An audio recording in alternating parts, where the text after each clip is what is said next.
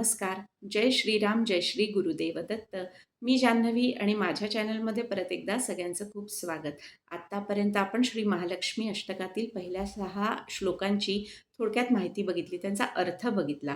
आज आपण 7वा आणि 8वा श्लोक यांचा मराठीत थोडक्यात अर्थ बघूया आणि फलश्रुतीचा पण मराठीत अर्थ बघूया.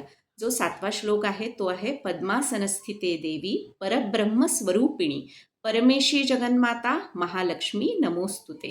याचा अर्थ होतो, कमळावर बसणारी परब्रह्मस्वरूप परमेश्वरी आणि या सगळ्या जगाची आई असणारी महालक्ष्मी माता तुला नमस्कार असो.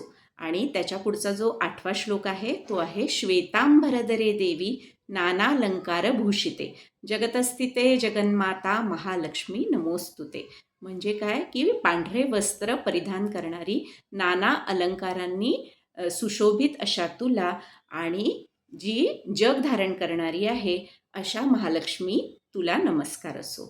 आणि जी शेवटी फलश्रुती आहे ती आहे, महालक्ष्मी अष्टकम स्तोत्र यप्पटे भक्तिमान नर सर्वसिद्धिमवाप्नोती राज्यम प्राप्नोती सर्वदा. म्हणजेच काय की हे महालक्ष्मी अष्टक जो रोज श्रवण करतो किंवा पठण करतो त्याला सगळ्या सिद्धी मिळतात आणि राजवैभव प्राप्त होतं. आणि शेवटी म्हटलं आहे त्यांनी, एककालय पठे नित्यम महापापविनाशनम, द्विकालय पठे नित्यम धनधान्य समन्विता, त्रिकालय पठे नित्यम महाशत्रुविनाशनम, महालक्ष्मीर्भवे नित्यम प्रसन्ना वरदाशुभा. जय महालक्ष्मी माता की जय.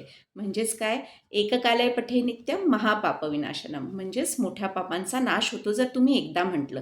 द्विकालय पठे नित्यम म्हणजे दोनदा म्हटलं तर काय होतं, धनधान्य समृद्धी मिळते. आणि त्रिकालय पठे नित्यम म्हणजे 3दा म्हटलं तर शत्रूचा विनाश होतो. आणि ही महालक्ष्मी माता तुमच्यावर सदैव प्रसन्न राहते जर रोज तुम्ही महालक्ष्मी अष्टक म्हटलं तर.